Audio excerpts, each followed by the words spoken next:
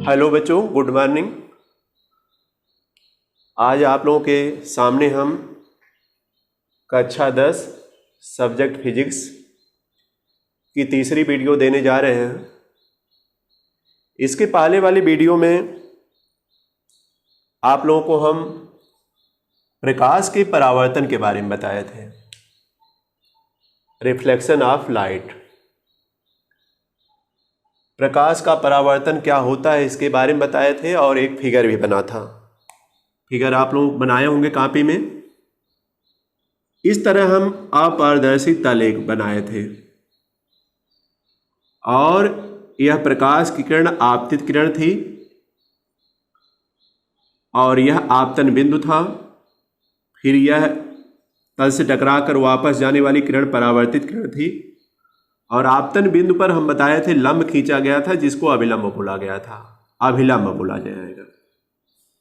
यानी यह कल आप लोग यह फिगर बनाए होंगे। परावर्तित किरण यह है, यह आपतित किरण है, यह अभिलंब है, अभिलंब। यह हम बता दिए थे। प्रकाश का परावर्तन क्या होता है इसके बारे में बता दिए थे।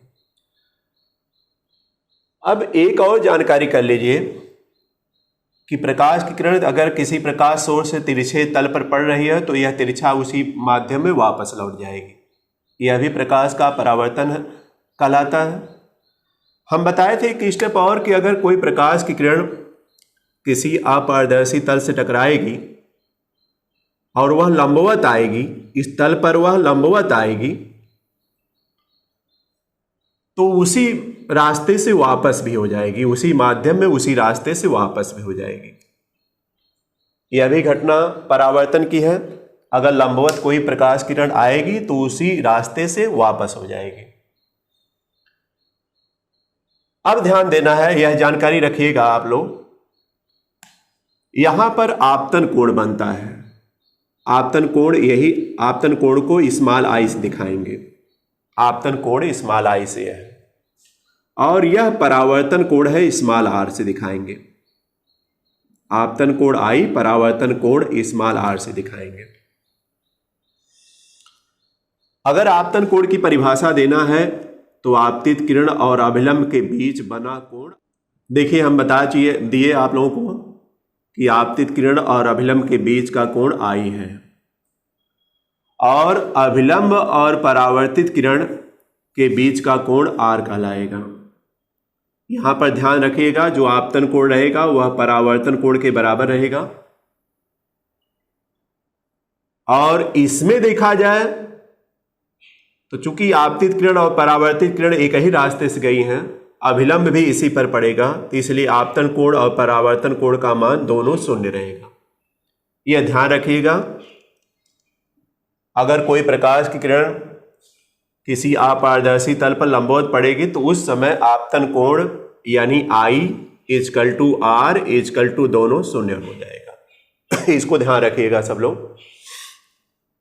और यहां पर आपतन कोण परावर्तन कोण बराबर तो होगा, जो भी आएगा, जैसे 30 डिग्री भी हो सकता है तो यह भी 30 रहेगा, 45 यह है तो यह भी 45 रहेगा।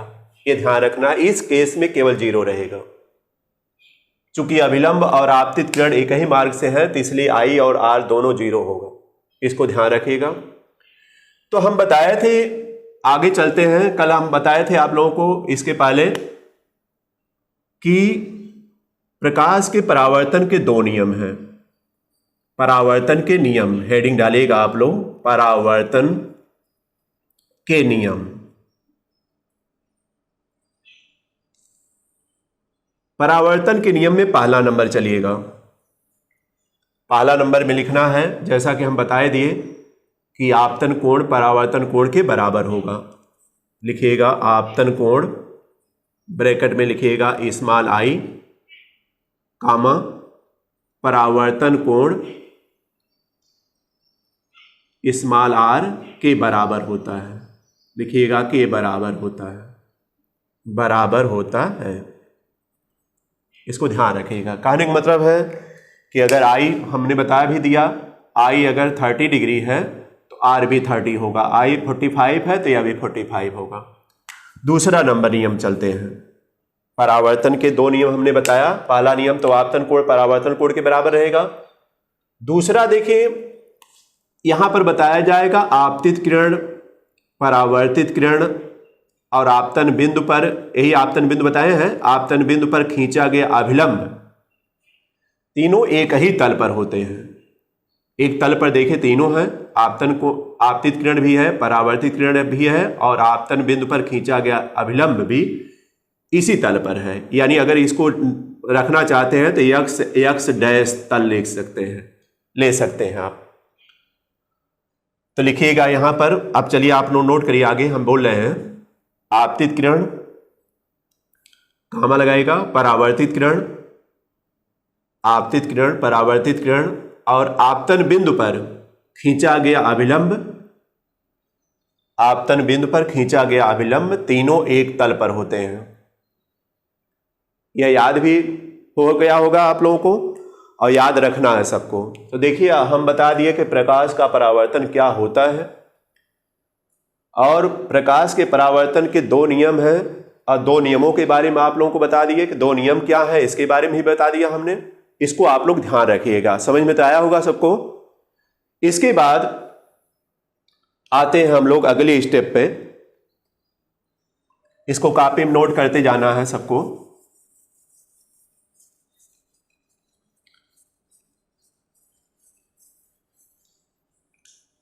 अगला स्टेप है कि कौन से ऐसे सिस्टम है या कौन से ऐसे तल हैं जिसमें परावर्तन की घटना होती है और जो कि हम लोग तल दैनिक जीवन में प्रयोग करते हैं उसके बारे में।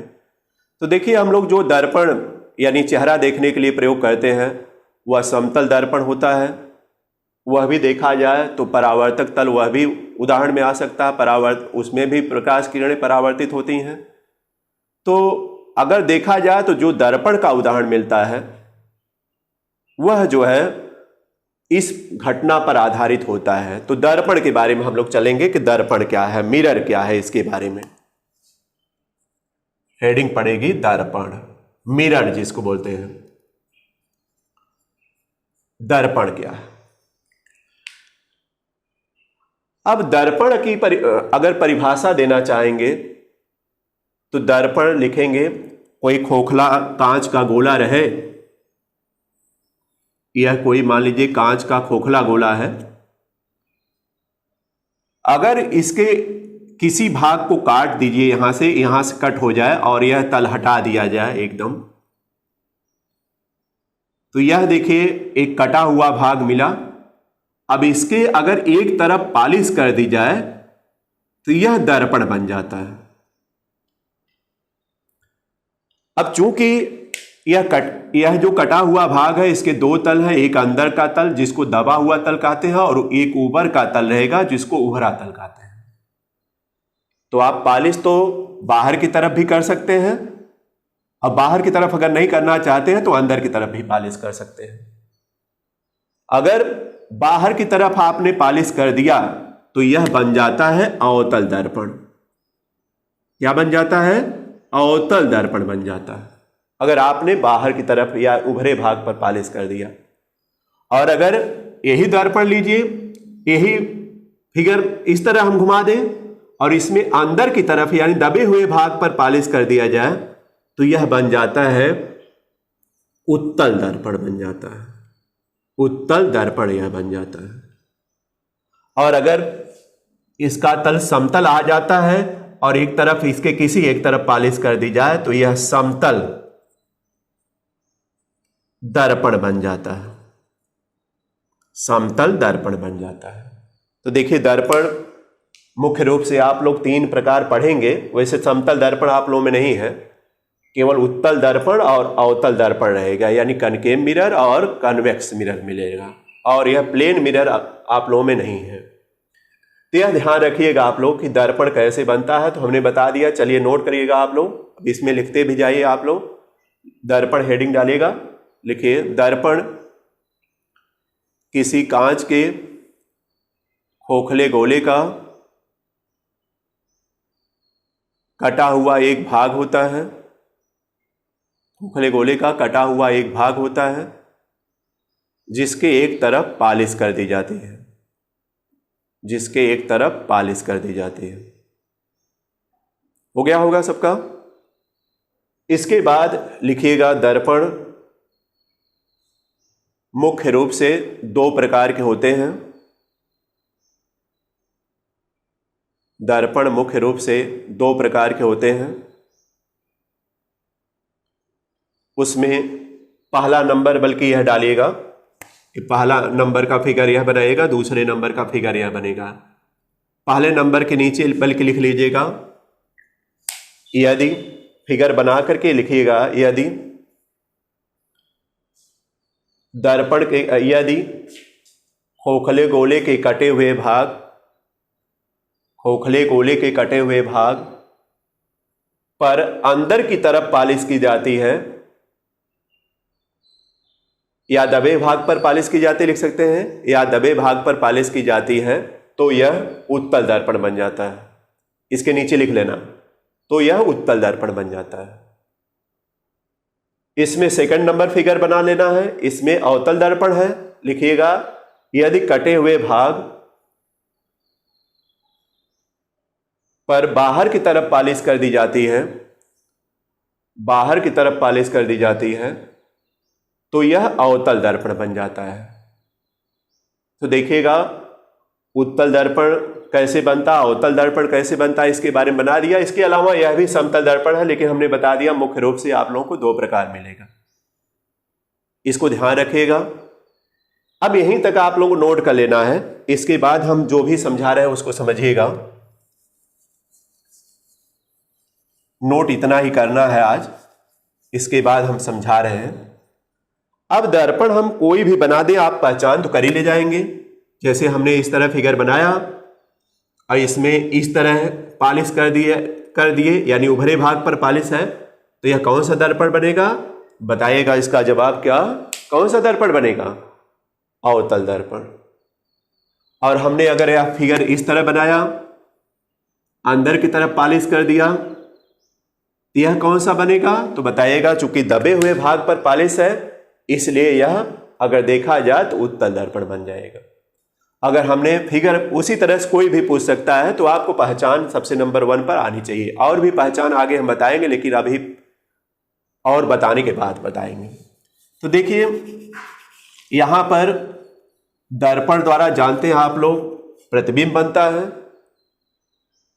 दर्पण द्वारा क्या बनता है? प्रतिबिंब बनता है। यह प्रतिबिंब वास्तविक भी होता है, आभासी भी होता है। वास्तविक फिगर भी होता है और आभासी फिगर भी होता है। दोनों देखा जाए फिगर दर्पण के द्वारा बनता है, लेकिन किस दर्पण द्वारा आभासी कब बनेगा और किस दर्पण द्वारा वास्तविक कब बनेगा, इस घटना को भी आपको समझ लेना होगा। जैसे देखिए पहले नंबर पर दर्पण का फोकस निकालना होता है, तो यहां हम बस एक जनरली बता रहे हैं आज। यह देखिए अवतल दर्पण है। अगर इसमें मुख्य अक्ष बनाया जाए तो बीचों बीच एक लाइन खींचेंगे, मुख्य अक्ष हो जाएगी। और मुख्य अक्ष के समांतर अगर इस पर किरणें पड़ेंगी, ध्यान दीजिएगा हमेशा जो प्रकाश की किरणें पड़ेंगी वह बाएं से दाएं तरफ जाएंगी। और यही अगर देखा जाए तो यही परावर्तक तल है जिस पर पालिश नहीं की गई है। हमने बताया इसके दो तल है, एक अंदर की तरफ है, एक अंदर है, एक बाहर है। तो जो अंदर वाला तल है वही परावर्तक तल इसमें होगा, बाहर वाला तल परावर्तक तल नहीं होगा, क्योंकि उस पर पालिश की गई है। तो देखिएगा जब यह किरणें यहां से जाएंगी, इस तल पर पड़ेंगी, तो हमने बता दिया यह परावर्तक तल है, परावर्तित करेगा प्रकाश की किरणों को। तो यह प्रकाश की किरणों को परावर्तित करेगा, और परावर्तित करने का मतलब है इस तरह देखिए प्रकाश की किरणें यहां से इस तरह मुड़ जाएंगी। और देखिएगा जितनी भी आपको प्रैक्टिकली बता रहे हैं, अगर प्रकाश किरणें इसी तरह और भी डाली जाए, लेकिन यह ध्यान रखिएगा कि यह समांतर किरणें रहें, और वह भी मुख्य अक्ष जो है, यह मुख्य अक्ष होता है, मुख्य अक्ष के समांतर सब किरणें जितनी भी डाली जाएंगी सब देखिएगा इसी बिंदु से होकर परावर्तित होकर इसी बिंदु से होकर जाएंगे। तो यही इस दर्पण का फोकस कहलाता है। एफ क्या कहलाता है? फोकस एफ कहलाता है। तो यह सब चीजें हम बताएंगे कि दर्पण का फोकस कब रहेगा और कैसे निकाला जाएगा, इसके बारे में अगली वीडियो में हम आप लोग बताएंगे। आज इतना ही रहेगा। आप लोग थोड़ा इसको ध्यान रखिएगा, जो भी वीडियो आप लोगों को जा रहा है उसको लाइक करिए, सब्सक्राइब करिए और उसके अलावा शेयर भी करिए ज़्यादा से ज़्यादा लोगों को, और जो लोग नए जुड़ रहे हैं वह लोग शेयर करते जाएं, आगे बढ़ाते जाएं इसको। और धन्यवाद।